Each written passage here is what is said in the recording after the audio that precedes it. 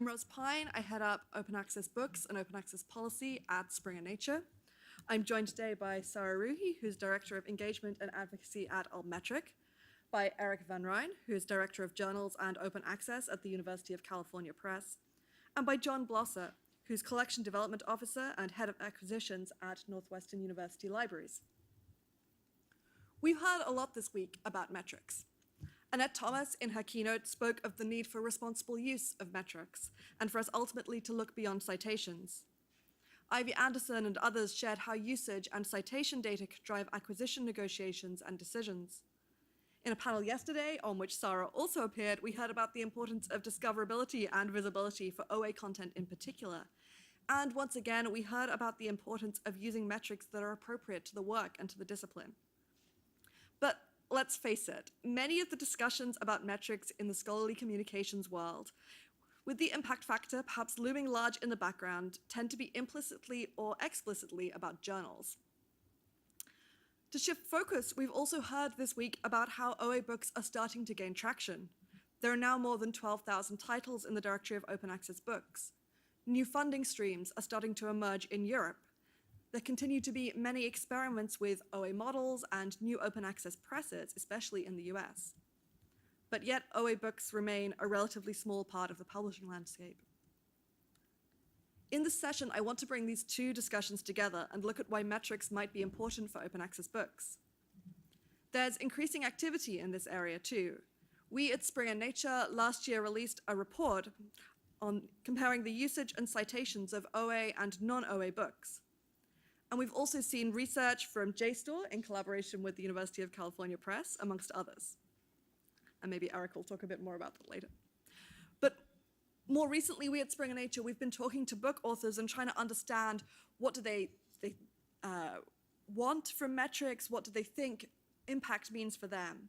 And so today we're going to pick over some of that and think more widely about the role that metrics can and should play for OA books. We've dispensed with slides, so we're going to have a bit of a structured Q&A instead, and there will be time for questions from the floor at the end, so please keep in mind anything you might want to ask as we go along. So I'm going to go join the panel down here, but to start us off, I'm going to ask our panel to tell us a little bit about themselves and their involvement in OA books or metrics. And as I've said, we've titled this session, Why Should We Care About Metrics for OA Books? So I'm also going to ask the panel to tell us a little bit about why they think metrics for open access books are important. Oh, do I have to go first? Oh, I have to go first. All right. Okay, You've been nominated. Excellent. Good afternoon, everyone. My name is Sarah Rooky. I head outreach at Digital Science for both Altmetric and newly launched database Dimensions. Prior to Digital Science, I was at ACS, American Chemical Society Publications. So sort of jumping from the very traditional journals and citation and impact factor driven landscape into the brave new world of altmetrics and contextualized citation metrics. So it's been a really interesting shift to go kind of from one end to the other. So that's the background that I bring. Obviously, with respect to the way digital science approaches metrics, the general feeling is that the metrics should be appropriate to the field. They should be appropriate to the research output type. Journal citation counts being in the thousands are not appropriate for looking at citations at a social sciences book, for example. And that the metric should ideally be community driven. The community should agree on what impact means and use that to then assess each other. With respect to OA books, we've actually, Altmetric has developed its own sort of Altmetric donut and badge for books. And not unlike Altmetric data for journals, the more available and accessible content is, the more it's engaged with. So that's my quick and dirty on that. Okay, I'm Eric Van Rijn. I'm Director of Journals and Open Access at the University of California Press. Open Access also includes, for me, responsibility, broad oversight for the books program. I've been with the press for a very long time, and in the last few years, there's been a lot of disruption. And one of the pieces of disruption that's hit the press is this whole idea of doing, open access humanities and social science publishing. So we started an OA program called Luminos a few years ago. I presented about it on a panel that Roz alluded to last year that Frank Smith put on about JSTOR usage data that we had analyzed and realized the tremendous amount of usage that you see for OA books when they're made available openly. I do think that the whole question of metrics for open access humanities and social sciences titles is kind of a complex one, and we need to think hard about what we want to see out of metrics. You know, traditional humanities and social sciences are less sort of project-based disciplines, and a lot of the research is a lot more qualitative. Researchers in these areas, scholars in these areas tend to care about engagement. They tend to care about whether their argument in many cases advances into the public discourse. So what we need to kind of be able to move beyond when we think about metrics for OA titles is simply views, downloads, and citations. I think we need to try to capture some of those more qualitative metrics that, you know, oftentimes at a press like ours are really captured narratively through our publicity department or by marketing managers who are tracking, you know, the way authors are presenting their research to the general public. So I think it's kind of a complicated landscape right now, and I do think in a lot of ways it's kind of the Wild West, and we have the ability to maybe forge a path forward that incorporates some of those more qualitative metrics around engagement with humanities and social sciences scholarship, and at the same time takes advantage of some of the more quantitative methods that we've developed, you know, such as, citations, views, downloads, and all that sort of thing. So that's a little bit of background about my interest and, background on open access at the University of California Press. Hi, I'm John Blosser, Head of Acquisitions at Northwestern University Libraries and the Collection Development Officer. And open access has been something that Northwestern has supported in the early days journals, and as books became on the open access scene, we've also done that through Knowledge Unlatched and other initiatives. We also, in my unit, are the ones who collect usage statistics, and we've known for years that usage alone is not a good indicator of impact. So this is all very new to me, and I was excited to participate because I'm eager to learn how we can find actual metrics to show an impact, because it's important to us as investors in open access. It's important to the authors we have on campus. We are also working in collaboration with our Office of Research and Institutional Statistics because they're looking at ways to measure the impact of the campus, all the research dollars spent, as well as using metrics for tenure and promotion for the faculty. And I think that's it for me. All right, I'm going to jump up here because we're a bit short on microphones. So, Eric, you started to allude to the fact that we need to move beyond citations and usage, for books, we're looking at a slightly different landscape. And when we talk about metrics, I think actually what we really mean is impact. And when we talk about impact, we don't just mean citations and the impact factor. We talk about that whole universe around the book. So how do we know if a book has made an impact? What do we need to look at? Well, it'd be interesting, actually to get a little bit of feedback from Sarah on this also, because Altmetric, has gone such a long way in measuring, alternative forms of engagement and alternative forms of impact.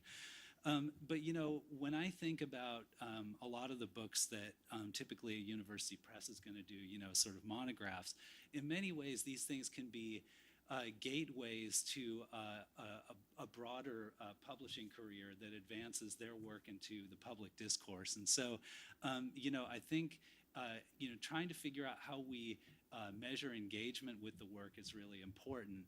And so, there could be things like, Twitter conversations, there could be a number of, social media could increasingly play a big role in how we analyze, how people are, are making an impact on the conversation, not only in their own discipline, but also whether that's happening in the public discourse. So I think we need to start to take a look beyond, some of these more quantifiable metrics. They're certainly easier, and, ROI is always, a question of numbers, right? But on the other hand, I think it does scholars a little bit of a disservice to reduce it to, to those kinds of metrics. I don't know if you have any additional thoughts on that, Sarah. One of the things that we're finding as more organizations are looking at altmetric data is thinking more broadly about the kinds of impact they want to show. Impact obviously meaning everything and nothing at the same time. So, whether we're talking to a government agency or a university press or an academic library, we're finding that the ideas around impact are falling into audience segments. Am I reaching practitioners? Am I reaching, if I work in the biomedical space and I'm doing work that relates to, patient care, are nurses actually reading what I'm saying? If they are, what are they saying? Is it positive? Is it negative? Is it neutral? If you were to bucket these, they tend to fall into conversations that reflect commercial impact or engagement, conversations that reflect scholarly impact or engagement, and then conversations that reflect policy or practical forms of engagement. And so for the average faculty member, if I can show a tenure promotion committee, yes, my book doesn't have that many citations, but Doctors Without Borders and the World Health Organization regularly cite my work in policy literature. That's a very different kind of impact than other scholars in your field citing you and saying I use that in my own research. And I think that's where you really start to see the difference between the more traditional measures we use, which, if you think about it, speak to a really narrow audience, right? A journal citation means someone else in your field read the article, did a bunch of research, applied it to a journal, got a journal article published. Like, that's how many people? That's not a lot of people, right? If you really care, ideally you can say that a much broader audience set looked at and hopefully was influenced by the work. And it's the qualitative piece. It's reading the comments on Faculty of 1,000 when a researcher recommends your work. It's seeing where in the policy document your work was cited. It's seeing what the blog post says about your work by another researcher. Those specific anecdotes or instances of engagement, I think, to make the difference now between securing a grant and not securing a grant, between getting someone over the hump for promotion who may not quite be there. At least that's what we're finding with the data we're seeing. Yeah, just one thing I would add to that, and it was one of the things that we learned from the JSTOR project that we did last year, is that some of the authors who have published through the Luminos program have actually gravitated into OA because they wanted to be able to make their book freely available globally. Okay, so I think when you look at things like views and downloads, and you can look at those geographic distributions. So, for instance, we had an author who published a book on South Asian studies, and she wanted to be able to demonstrate that it was being used in South Asia, right? And right now, the kind of metrics that we have available to us through Google Analytics and through other tools like that offer us the ability to do that piece of it. So that is, in and of itself, quite valuable. And we did discover through the JSTOR project that a lot of the usage as measured by views and downloads was coming from, the Global South, which is a good story to tell, because a lot of those people are sort of restricted from access by the fact that, maybe their libraries can't afford to, have these books in their collections. So, in some ways, those kinds of metrics still can tell us a lot, but there is a whole other story that I think we have to dig into. Yeah, and perhaps at this point we need to acknowledge that metrics are doing kind of multiple pieces of work for us at the moment, because for the individual author, as you alluded to, it might be something that they want to include in their tenure and in their promotion applications, or it might be that they want to understand the specific impact of their work in a particular region or in a particular policy area. But for publishers, on the other hand, perhaps we're looking for metrics to do a slightly different piece of work for open access right now, which is to justify why open access is something that should be invested in and developed and can bring real benefits. So perhaps there's a bit of a tension there. And I wanted to ask, do you think that metrics matter more in an open access context? And do you think that some metrics matter more than others in an open access context? Yeah, go ahead. Before you answer that, Eric, and forgive my knowledge here, I understand OA in the journal space better. What is the business model for OA in the books context? Is there still like an article processing charge? How does that? So it's kind of complicated because there are about 1,000 different business models for OA in the book space right now, but the Luminos model, to make a long story short, is a shared the pain model, where basically there's a library membership pool that contributes some portion of the funding to the book processing charge. Then the author or the author's institution contributes a certain portion. And then we do contribute, so we factor in some direct subsidy from the press and also some income from print-on-demand sales. So it's a kind of hybrid solution, but Knowledge Unlatched has a different model. There are others out there. We're sort of seeing a mixture at the moment of models that look a bit like the journal funding model with BPCs and community funding models, and models that sort of are supported by library consortia, which are perhaps somewhere in between those two. Right. Yeah. So to recap, sorry. we were asking about, Yeah. do metrics matter more when the book is open access, and do the types of metrics that matter more? Obviously, one of the reasons that, we publish open access is that the hypothesis has been that if you make these things freely available, people will, look at them and download them. The big question is, what are you comparing that to, okay? In the unit sales driven model, you were talking about primarily for monographs, sales to libraries, and then sales to other types of, stakeholders, whether they were students who were adopting it for a course or general readers. So you were looking exclusively at sales data, and you were evaluating a book's performance based on sales data. That doesn't translate directly to the way that you're comparing, an open access book. With an open access book, the most directly comparable metric, if I put those books on the Kindle, for instance, would be how many times they're freely downloaded on people's Kindles. But if JSTOR is storing things at the chapter level on JSTOR, and they record X number of thousand chapter downloads, how do I really know that somebody is engaging with that content more just because they downloaded a chapter of it? In the for sale model, there was a little bit of a hurdle that people had to cross in order to procure that content, if you will. They had to be willing to part with something in order to do it. And there was an interesting panel yesterday where they talked about the fact that, if there were content in the library catalog that disappeared tomorrow, would people just use other content? So is there a substitution effect going on? It's complicated. We need to think about what we're actually seeing when we see thousands of views and downloads.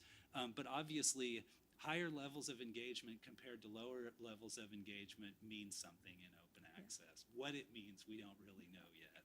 John, can I ask you to step in here and provide a library perspective on, when you're thinking about open access books, or when you're, do you think that some metrics become more important? When you're looking at it from a library perspective, is this something that you consider? I think that it would come into play when we're considering continuing support for an open access package or a membership for open access. It would be good to see how the works are being used. I recently received a report for one of the open access ebooks that we do support, and it was by author, and it was for, I believe, 3 or 4 years worth of usage, and it made me feel a lot better about the money we're spending toward supporting the open access. It also showed that there were a few titles being used out of all that are available.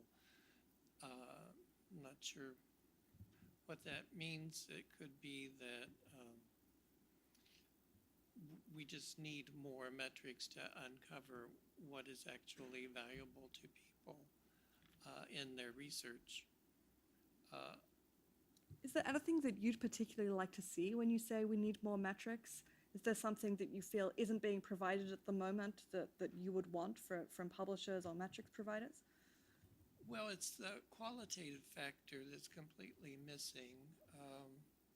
It's nice to see high usage, but it doesn't give any indication as to whether the work was of any impact or use. I happen to think that earlier today, for some reason, that it would help if there were a very short survey of 2 questions that everyone had to answer to exit from using the title. And did you like this book with a smiley face or a frowny face or Like at the airport, right, when you go through security. right. But you still need a question that's going to say or address, was the content in this open access book actually useful to you and helping you make a judgment about your research? Did it corroborate your research? Did it provide a different point of view? Did it help change a policy? That's the sort of thing that we need for the qualitative.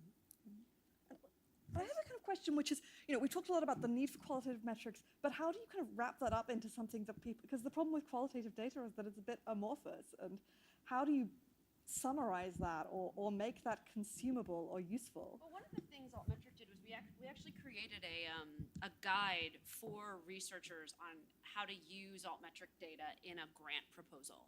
And the number one directive was, do not just list you had 50 tweets and 2 Facebook posts. Like, that's not helping anyone. It's making everything worse in terms of numbers-driven, contextless engagement.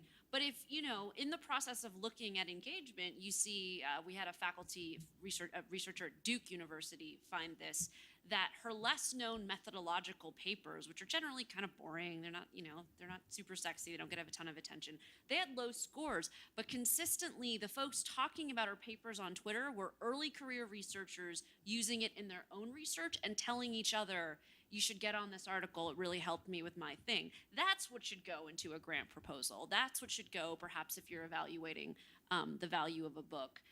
But it does take finding the time, finding the story to share that, as opposed to I just got tweeted a bunch or retweeted. And So it's kind of about giving authors the tools to be able to help themselves. absolutely, I think so. Yeah, and I'll just add to that. I mean, just as an example of what happens in-house, and we're sort of a small to mid-sized publisher, but when you think about, on Friday, our communications director does, a summary of all of the publicity and marketing activity that's been done for the books during the week. Things that have been reviewed, where they've been reviewed. If a monograph has been reviewed in a scholarly journal, when did it appear? Where did it appear? What are the highlights from that?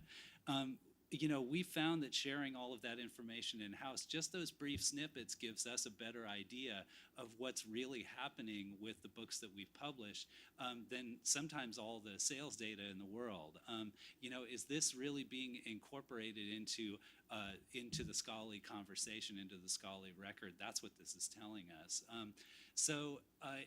I think in a way there's almost an editorial function that needs to be done for some of this stuff, this more qualitative stuff that can't be done, strictly, in any kind of in a numbers-driven way. Yeah, and I think your point about reviews is one we should do well to bear in mind, because consistently when we talk to our authors, they tell us, especially in the humanities, that reviews are incredibly important to them. And we would do well to remember that some of these things are very specific to books, and we need to bear that context in mind. So you all come from sort of different parts of scholarly communications, and I wanted to ask you all what you see as the most important roles and responsibilities when it comes to kind of developing and communicating metrics or communicating impact for open access books. Should we start with John?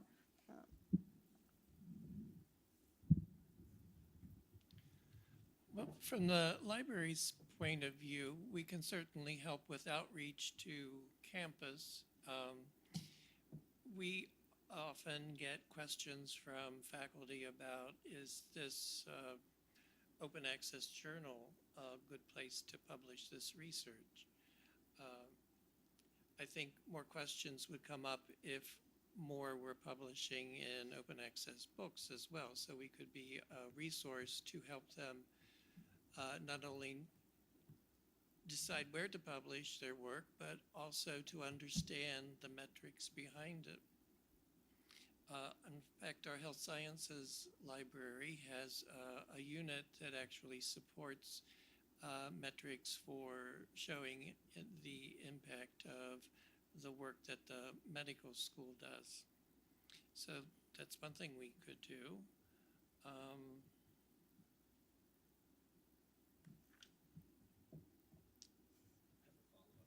Sure.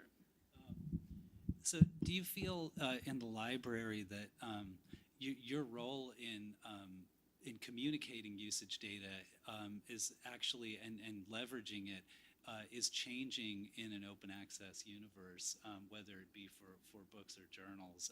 I mean, libraries have, a strong tradition of, using, circulation data and things like that to make decisions about what to keep, what to weed.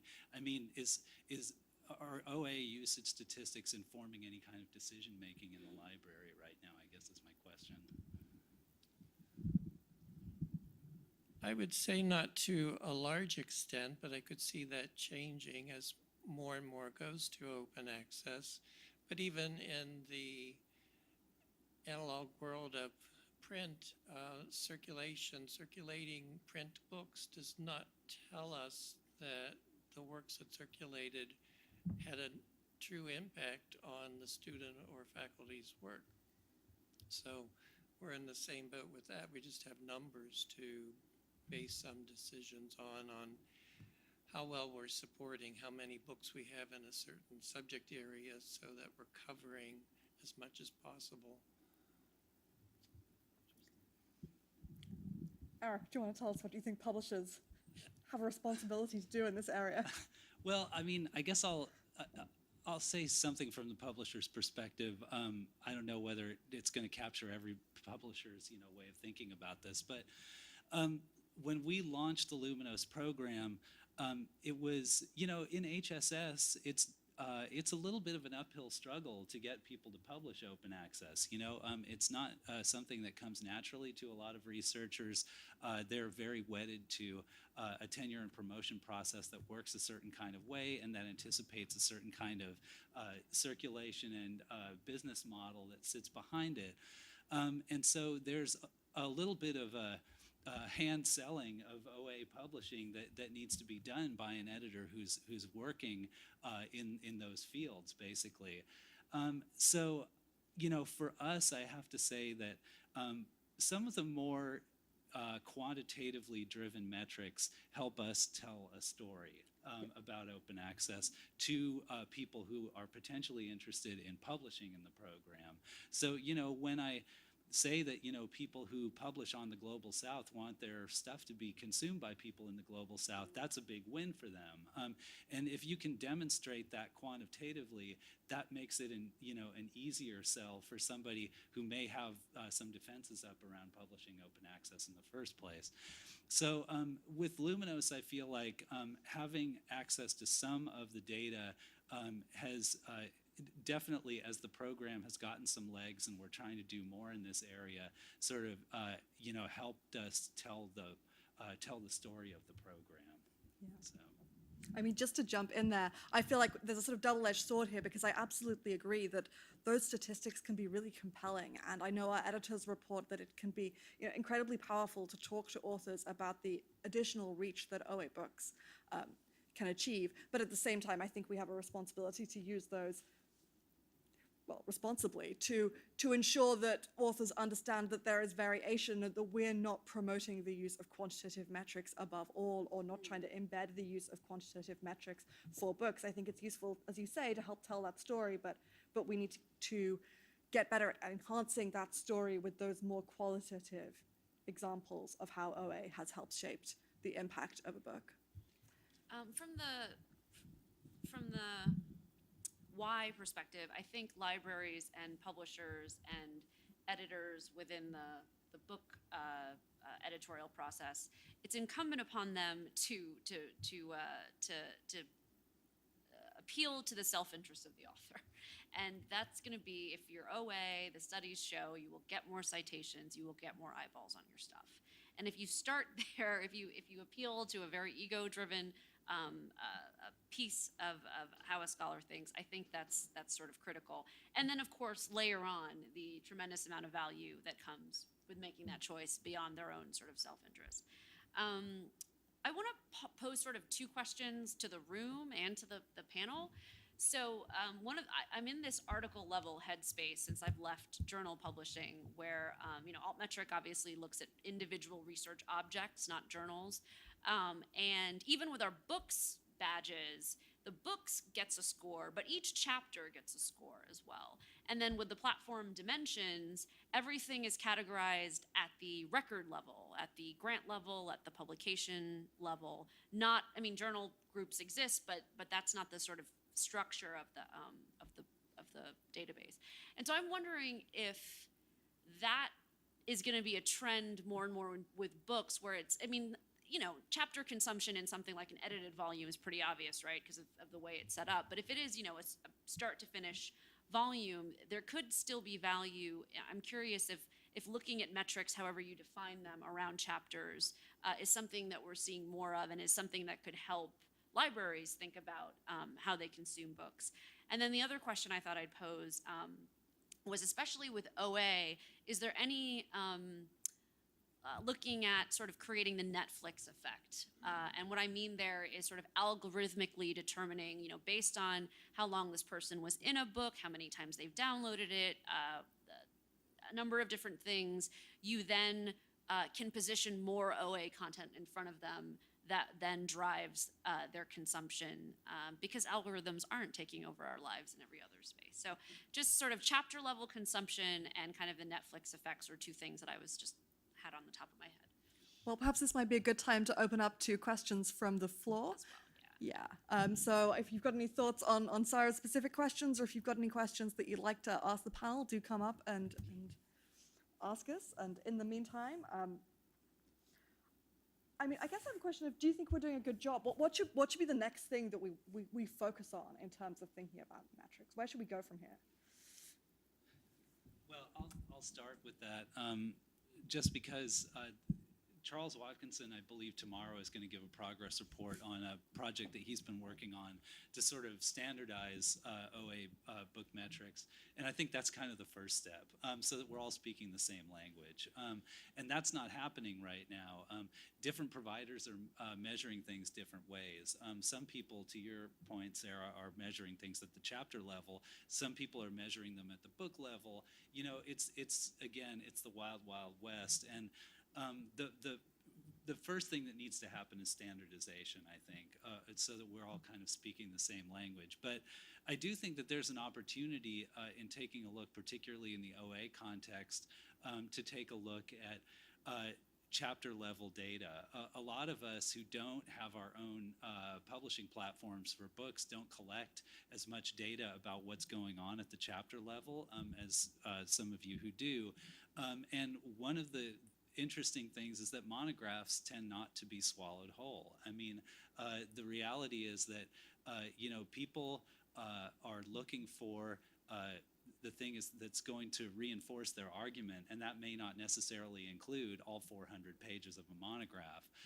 So I think there's an opportunity here for us to dig into what has impacted other scholars' work at the kind of content unit level within the book. Yeah, So. and I guess we could add to that things like, how much time have you actually spent reading this? Did you just sort of download it and take it away? Have you kind of looked at it for 5 seconds, decided it's not for you, or have you actually spent time reading the whole thing? And those more immersive metrics, I suppose. We have a question. Hi, does this work? Do introduce yourself. Yeah, I'm Jonathan Greenberg from NYU Press and NYU Libraries. I just have a question about the variation among fields and subfields especially in the humanities and social sciences.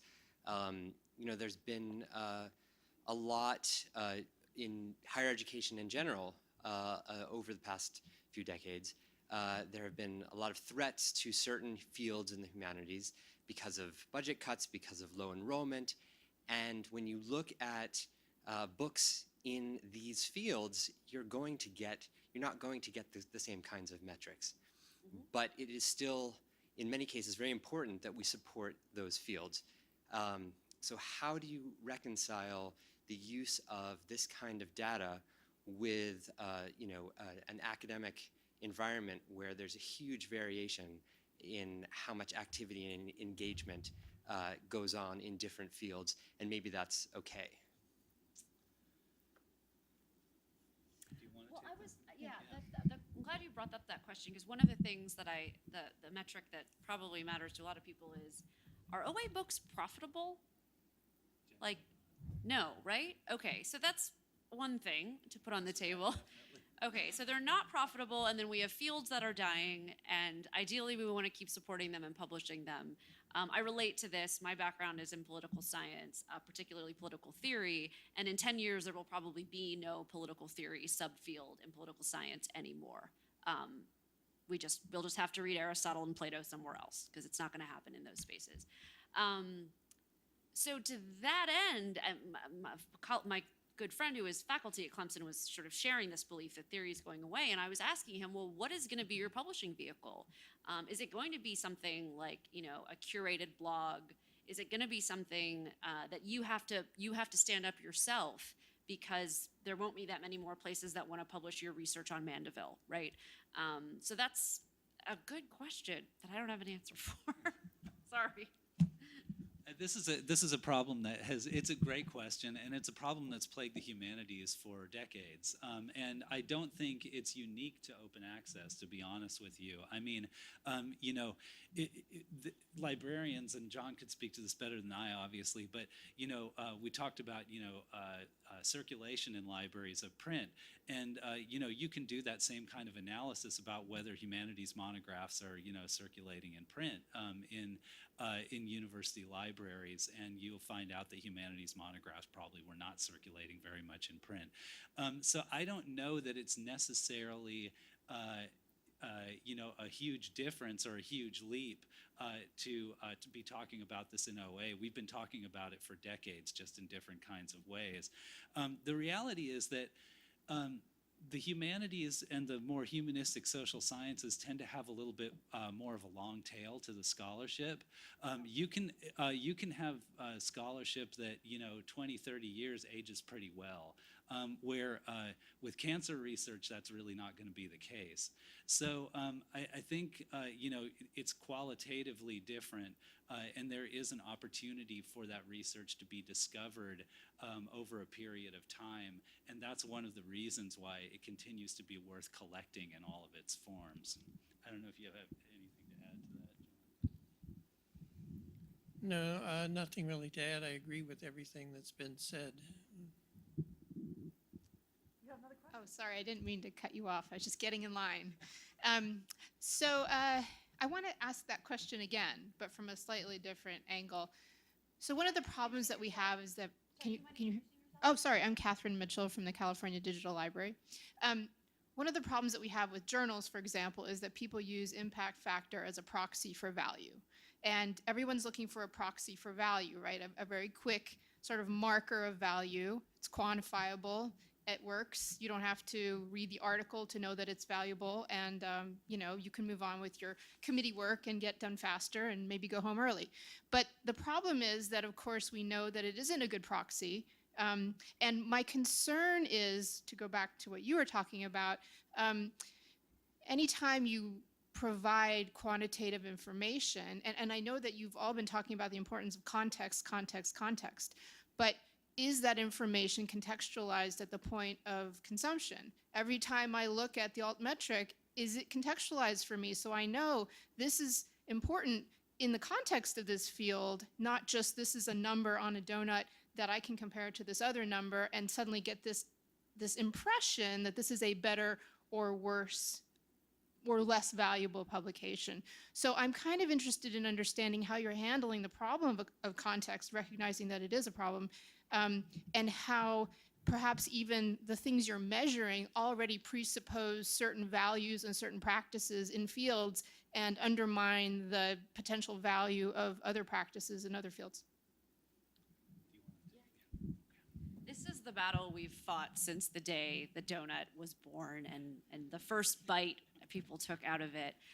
We every time, I do like an introduction to altmetric, or we train a new group of users, or we go with a publisher, like the number one rule is the score doesn't mean anything, right? Like that's what we tell everyone. A score of 5 may be valuable if the 2 people in your field who matter tweeted about you and said the work was good. A score of 500 is awful if everyone said your work is trash, right? So like you do need to go and see what was said. Of course, as particularly in the biomedical space, all the hard sciences. No, my score is high.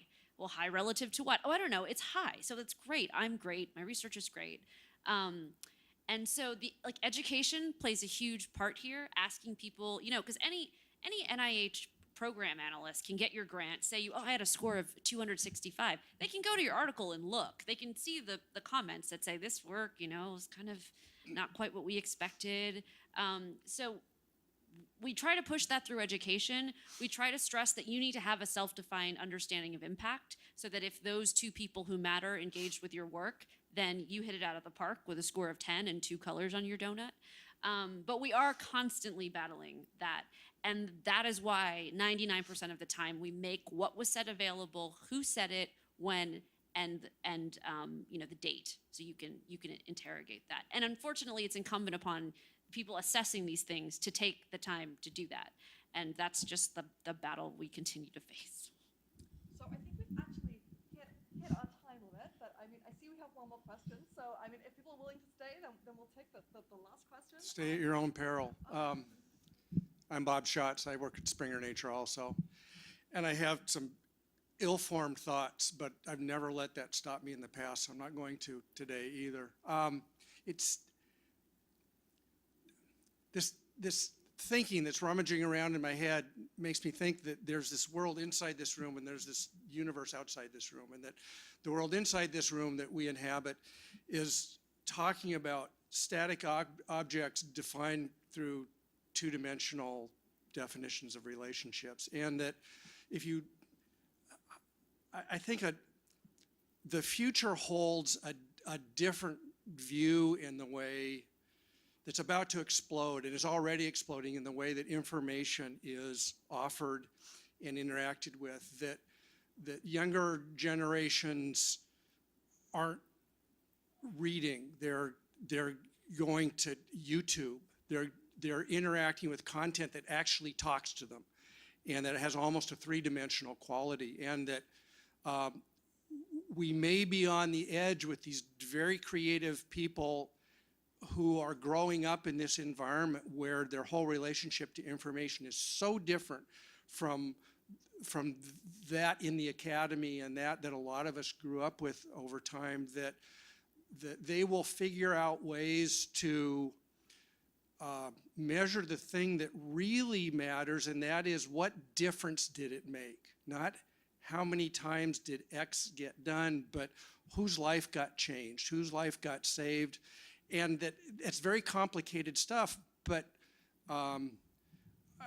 through AI, through creative processes, that ways that we can't even imagine yet, new metrics, we may be on the edge of new metrics, and that will redefine conversations like this as soon as maybe another 5 years, 10 years down the road. I'd offer an example of this.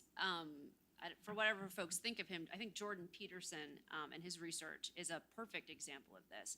Up until recently, Jordan Peterson, all of his lectures were on YouTube. You could just watch them. He recorded every single one. They were super interesting. And then he lit up a part of the internet that we all may have different feelings about. And that's translated into a whole sort of different track he's gone down since he made those choices. And for if anyone's not familiar with him, he's a psychology professor at the University of Toronto. And that was an interesting case of the consumption was happening on YouTube, the consumption was going beyond his students who just didn't feel like going to class so they could watch the lecture, right? To people like me who are interested in the work he does, to a whole subculture that took that work and co-opted it as its own. So I think, Bob, you're absolutely right. It's already happening. Peterson's making a ton of money off of it. How users choose to consume is definitely, I think, already changing. Yeah, I don't have much to add to that, but it's a very interesting point, and I think where we are today in terms of how we measure just about everything about open access book publishing will be different 3 years from now. If you just look at the way that social media has had to evolve, and we're going to be playing catch up with this for a really long time.